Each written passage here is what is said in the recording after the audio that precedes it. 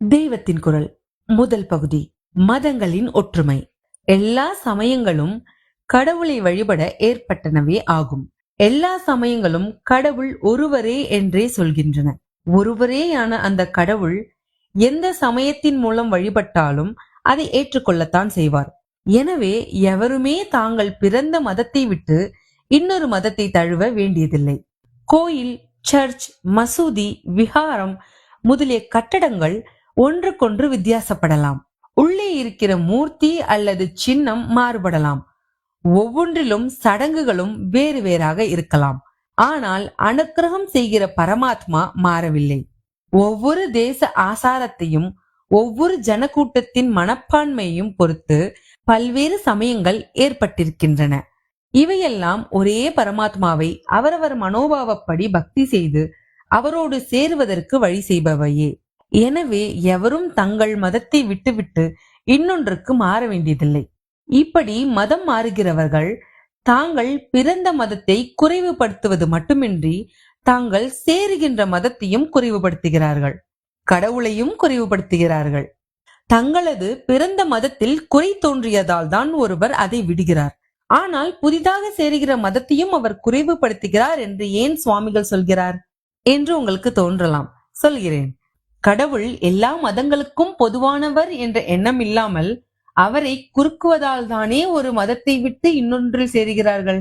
தங்கள் மதத்து கடவுள் பிரயோஜனம் இல்லாதவர் என்று நினைத்து இன்னொரு மதத்துக்கு தாவுகிறார்கள். மாறுகிற புதுமத கடவுளாவது எல்லோரையும் தழுவுவதாக நினைக்கிறார்களா? இல்லை. அப்படி நினைத்தால் மாறவே வேண்டாம். இவர்கள் தாங்கள் பிறந்த மதத்திலேயே இருந்து வழிபட்டாலும் இப்போது இவர்கள் மாறுகிற மதத்தின் கடவுள் இவர்களுக்கு அனுகிரகம் செய்வார் என்ற நம்பிக்கை இவர்களுக்கு இல்லாததால் தானே மத மாற்றத்திற்கே அவசியம் ஏற்பட்டது. அதாவது தாங்கள் மாறுகிற புது மதத்துக்கும் அதன் கடவுளுக்கும் கூட இவர்கள் குறுகலான எல்லை கட்டி விடுகின்றனர். ஒரு மதத்திடம் கௌரவ புத்தி இருப்பதாக நினைத்து அதற்கு மாறுகிற போதே அதை வாஸ்தவத்தில் அகௌரவப்படுத்தி விடுகிறார்கள். மற்ற மதங்களும் இந்து மதத்துக்கும் உள்ள ஒரு பெரிய வித்தியாசம். நம்முடைய இந்து மதம் ஒன்றுதான், இது ஒன்றே மோட்ச மார்க்கம் என்று சொல்லாமல் இருக்கிறது. நம்முடைய வைதீக மதம்தான் பிறரை தன் மதத்துக்கு மாற்றுவது என்பதே கிடையாது. ஏனென்றால் ஒரே பரமாத்மாவை அடைவதற்கான பல மார்க்கங்களே பல மதங்களும் என்று நம் முன்னோர்கள் நன்கு உணர்ந்திருக்கிறார்கள்.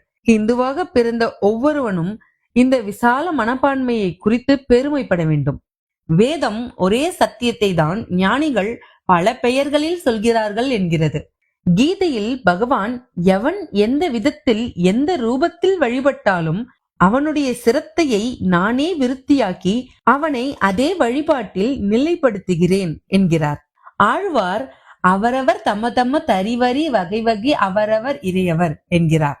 இதனால்தான் மற்ற மதங்களில் செய்வது போல் மதமாற்றம் செய்வது, அதற்காக தண்டிப்பது முதலான போர்க்களில் படையெடுத்து சென்று நிர்பந்தமாக தங்கள் மதத்திற்கு மற்றவரை திருப்புவது முதலான காரியங்களில் இந்து மதங்கள் என்றுமே இறங்கியதில்லை. நம்முடைய நீண்டகால சரித்திரமே இதற்கு சான்று. சகல சரித்திர ஆராய்ச்சியாளர்களும் ஒப்புக்கொள்கிற விஷயம் இது. தூர கிழக்கு முதலான தேசங்களில் ஸ்ரீ விஜய சாம்ராஜ்யம் முதலிய இந்து ராஜ்யங்கள் ஏற்பட்ட போது கூட நிர்பந்த மதமாற்றமே இல்லை என்று நம் கலாச்சாரத்தை பார்த்து சந்தோஷப்பட்டு அந்நியர்களே நம் மதத்தை தாங்களாக எடுத்துக்கொண்டார்கள் என்று சரித்திரக்காரர்கள் சொல்கிறார்கள். அநேக சமயங்களில் வியாபாரம் மூலமே நம் மத அம்சங்கள் பிற தேசங்களில் புகுந்தது என்றும் வாழ் மூலம் அல்ல என்றும் சொல்கிறார்கள். என் அபிப்பிராயப்படி ரொம்பவும் ஆதி காலத்தில் லோகம் முழுவதிலும் வேத மதம்தான் இருந்தது. பிற்பாடு ஆங்காங்கே வெவ்வேறு மதங்கள் உண்டானாலும் நம் மதத்தின் அம்சம் குறைந்தபட்சம் இடிபாடுகளாக பழைய ஞாபக சின்னங்களாகவாவது அங்கெல்லாம் இன்னும் காணப்படுகின்றன.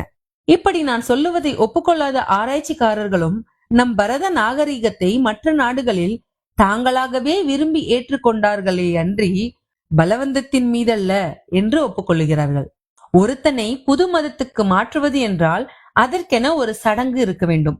இப்போது கன்வெர்ட் செய்கிற மதங்களில் எல்லாம் அப்படி ஒன்று ஞானஸ்தானம், பாப்டிசம் என்கிற மாதிரி ஏதாவது ஒன்று இருக்கிறது.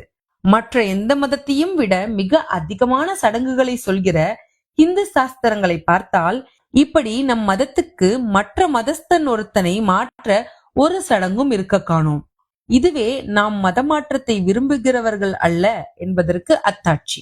ரயிலடியில் பிரயாணிகள் வந்திறங்கியதும் ஜட்ஜாக்காரன், ரிக்ஷாக்காரன், டாக்ஸிக்காரன் என்று பல பேர் வந்து சூழ்ந்து கொள்கிறார்கள். எவனுடைய வண்டியில் ஏறிக்கொண்டாலும் போக வேண்டிய இடத்துக்கு போய் சேரலாம். வண்டிக்காரர்கள் கிராக்கி பிடிப்பதற்காக போட்டி போடுவதை தவறு என்று சொல்வதற்கில்லை, அது அவர்கள் பிழைப்பு. ஆனால் கடவுள் என்கிற ஒரே லட்சியத்திற்கு அழைத்து செல்வதற்காக வெவ்வேறு மதஸ்தர்கள் போட்டி போட்டுக் கொண்டு மதமாற்றத்தில் முனைவது அர்த்தமற்ற காரியம். நதியின் மேல் பாலம் போட்டிருக்கிறது. அதில் பல வளைவுகள் இருக்கின்றன. எல்லா வளைவுகளும் ஒரே அளவாக கட்டப்பட்டவைதாம். ஆனால் ஒவ்வொரு வளைவுக்கும் கிட்டத்தில் இருப்பவனுக்கு அந்த வளைவே பெரியதாகவும் மற்றவை சின்னதாகவும் இருக்கும். இப்படியே அந்தந்த மதஸ்தர்களுக்கும் தங்கள் மதமே பெரியதாக தெரிவதால் பிறரை அதற்கு அழைக்கிறார்கள். ஆனால் எல்லா வளைவுகளும் ஒரே அளவுதான். யாரும் தாங்கள் பிறந்த மதத்தை விட்டு விலக வேண்டியதில்லை. மதங்களுக்கிடையே கோட்பாடுகளிலும் அனுஷ்டானங்களிலும் சில வித்தியாசங்கள் இருப்பதில் தவறில்லை. எல்லா மதங்களையும் ஒரே போல் ஆக்க வேண்டிய அவசியம் இல்லை. ஒரே மாதிரி ஆக்காமலே எல்லா மதஸ்தர்களும் மனத்தில் ஒற்றுமையோடு இருப்பதுதான் அவசியம். யூனிஃபார்மிட்டி அவசியம் இல்லை, யூனிட்டி இருப்பதே அவசியம்.